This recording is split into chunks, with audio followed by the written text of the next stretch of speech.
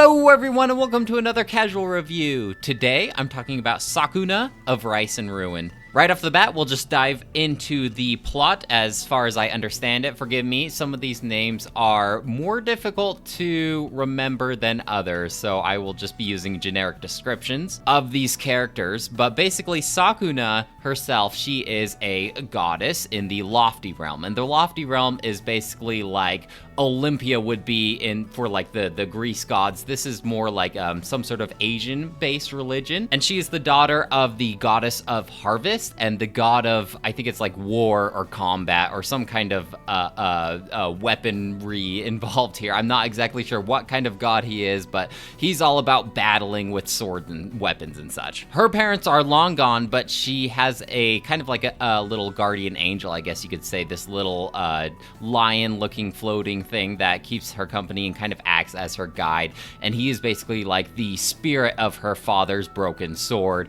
and more of that is like revealed later. But basically she is in the Lofty Realm, and she is a very lazy goddess, very entitled, very rich and wealthy because her parents are of great fame, and basically she ends up getting drunk at one of the festivals and inadvertently letting a group of humans into the Lofty Realm. And how they cross through the Lofty Realm was this bridge that connects between the lower realm, which is basically like Earth that humans populate as we know it. And so the goddess of the Lofty Realm, the head of the Lofty Realm, she basically banishes Sakuna and this group of humans to the Isle of Demons in order to clear out the demons. So they travel to this Isle of Demons and set up a base, and in order for subsistence, they set up this little rice field, and it is Sakuna's job to go out to these different areas of the island and defeat these demons that populate it. The rice farm itself is actually really important to this game, however, as you would suspect from the title of this game,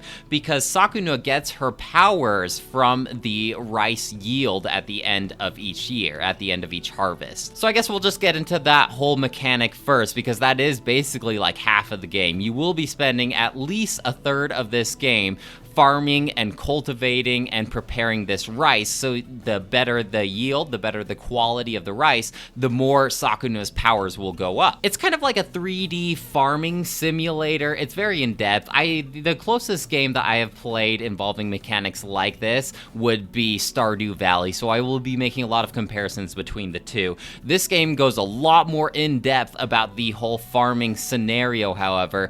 In Stardew Valley, it was basically like plant the seeds, water them, fertilize them, and then just make sure they're watered every day until they're ready for harvest. In this game, there's a whole science to it, like actually a pretty large learning curve, and at first you're going to feel quite overwhelmed when you start because there's a lot to learn here, and they just kind of throw you into the deep end. As time goes on, however, they will teach you little tips and tricks and different things that you can do. I kind of wish that they would just tell me exactly what to do to get exactly the results that I want, rather than just reading these tips and tricks from these scrolls.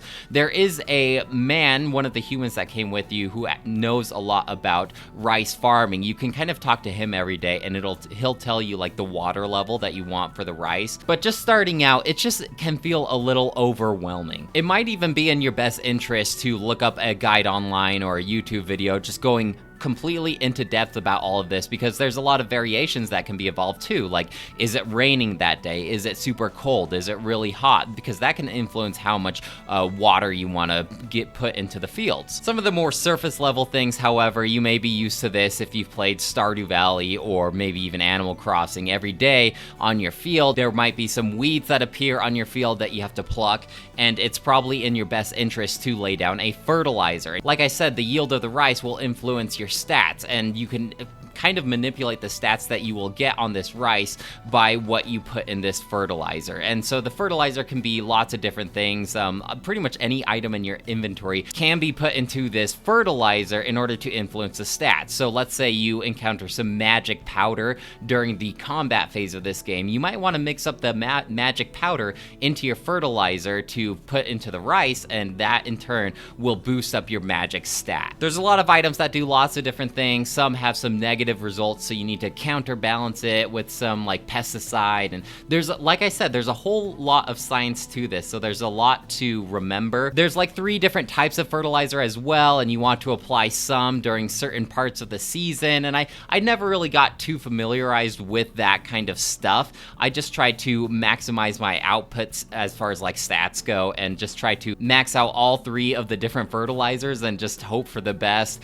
I feel like as far as this whole rice cultivation went, I maybe understood 70 to 80% of it, but I still kind of got FOMO. Like, if you are a real min-maxer as far as your stats go, you might have a tough time trying to maximize the best results here. So the whole process is basically at the beginning of spring, when the season starts getting a little bit warmer, you're going to till your field, you're going to sort the bad rice from the good rice by mixing it with mud and water. You're going to plant those seeds, you're going to give it just the right amount of water, the right amount of fertilization, make sure that the weeds are all plucked, and then until the rice matures, you want to make sure that the water level is correct, the fertilization is correct. You can walk around your home base during this section and find things like frogs and spiders that will eat any bugs in your field. Like I said, there's a lot to this. So once your rice has fully matured, then you're going to collect it, and you have to put it on a drying rack, and then you gotta till it, and then you have to mill it to turn it from brown rice to white rice. Now, while that sounds like a lot of work, all of these actions also take a long time to do, just pressing the same motions over and over again, like tilling the field. It just takes a long time, and as you progress, you level up in your skills of these different projects, and it makes things quicker and easier, but at the beginning of the game, it can be quite tedious and annoying. But it's always exciting to get that end of fall harvest, because all of your stats will boost up, and then you have all of this rice that you can use in meals and for trading. And how meals basically work, you can choose your meals on your own, or you can just have someone else do it. Just like all of these things, you can have all this stuff automated for you. However, your net return on these will be significantly less. So obviously, if you don't want to do all the tilling of the field, you can have someone else do it, but it won't be nearly as good as if you did it yourself. Meals are basically like temporary stats for the next day. So depending on what you choose in your meal plan, by what ingredients you have, that will benefit you the next day during the combat phase. You can do other things on this little hub world island, things like craft your gear from materials you gather up, or do little subquests with your humans. Oftentimes when you come back after a long day working and fighting demons, there might be a little cutscene where you can interact with some of these humans and get to know them a lot more. And as you play through the game, the stories of all these humans gets revealed to you, and you kind of feel more of a bond between them all. There's a lot of interesting characters here. There's like a clumsy samurai and a missionary from a different country. There's a couple kids who lived on the streets and worked with bandits. You know, there's a lot to be revealed here, and that's not even just talking about Sakuna's backstory about her parents and her little guardian that follows her around. And so at the beginning of the game, all of this work can feel a little tedious, but much like the rice in my field, my fondness and my knowledge about this game and its mechanics grew over time. So let's talk about the combat part, the ruin part. This is Of Rice and Ruin after all. When you're done farming the field, you do these 2D side-scrolling combat sections where you fight all of these demons. And this is also where you gather up the materials for fertilization and crafting your armor and weapons, things like that. There's an overworld with a level select, and there aren't too many different levels. However, you will be playing this game for quite a long time, because you will be replaying some of these levels, because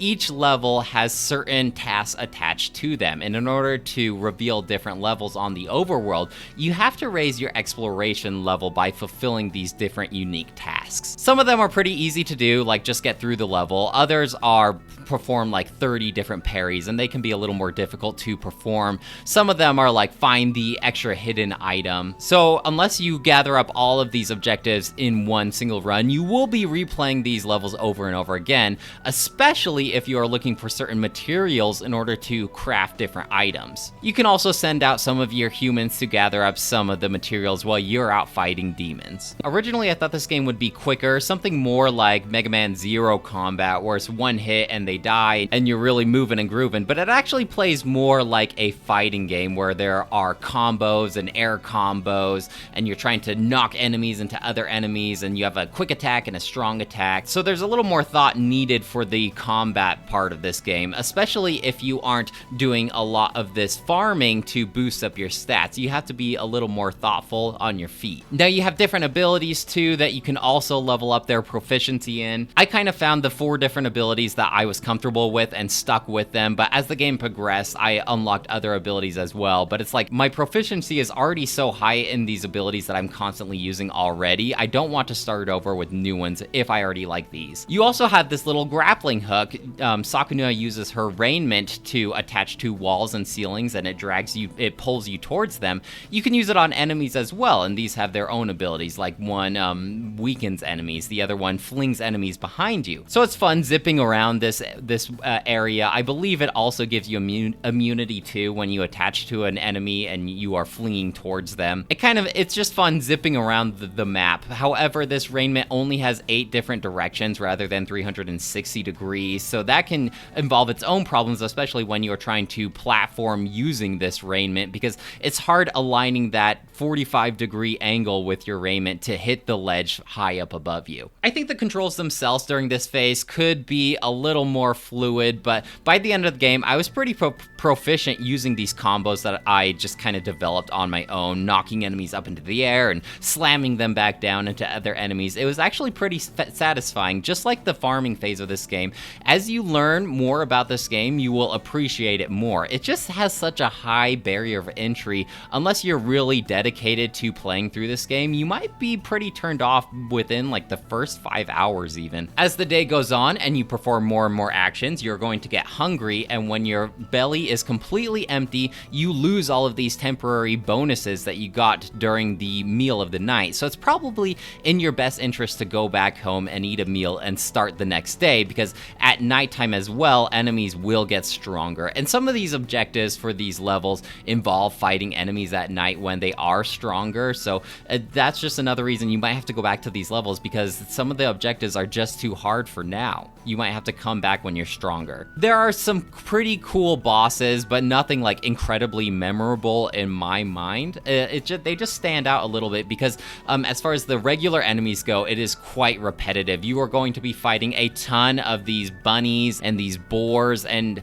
while they look demonic and kind of interesting, you fight them all the way to the very last level. So they do get quite repetitive, although their stats do improve over time. So you are still challenged in a way. One nice thing about the combat phase of this game is you can exit out of the level no matter what during any time. Even if you're about to die, about to get hit by that last strike, you can just exit out and go back to the hub world. However, if you do die, it just resets you and the time of the day back to the beginning of the room. So it can be quite devastating if it's a really long area that you've spent quite a lot of time in, but if you're fighting a boss and you are struggling and dying to them over and over again, no sweat, no time will pass, no repercussions. You can just try over and over again if you wish. I feel like the map design itself could have a little bit of improvement. It just it suited the purpose, but as far as like the map design, I never really encountered any kind of platforming that was really interesting to me, but it gets the job done. So that's the cycle. You're out fighting these demons, and then you come back home, work on your rice field, do some housekeeping,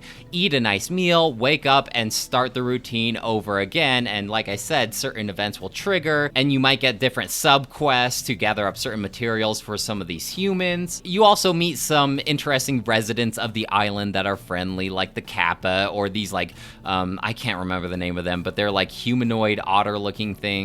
So the plot is revealed over time, but it's nothing like too incredibly in-depth. Most of the lore will be revealed when you are sitting down for dinner dinner with the rest of your companions, because you'll get to see these discussions between them as they share stories. It's actually kind of nice and cozy. You're all sitting around this fire, eating a nice meal, and sharing information about yourselves. The customization itself, as far as like equipment goes, is kind of cool because you can unlock certain passive effects and you can attach new passive effects to your gear. So there's a lot more RPG mechanics in here than initially thought. I just like the idea of you're leveling up by farming rice rather than just accumulating a ton of experience from fighting enemies, although inadvertently you use this amber defeated from enemies into your compost heat to fertilize the fields, which then gives you a better result. So in a way you are leveling up by defeating enemies, but not directly. I just think it's a unique idea for a video game that I haven't really seen before. Now, as far as aesthetic goes, I think this game looks gorgeous during the farming phase. It is in 3D, you can rotate the camera anywhere you want,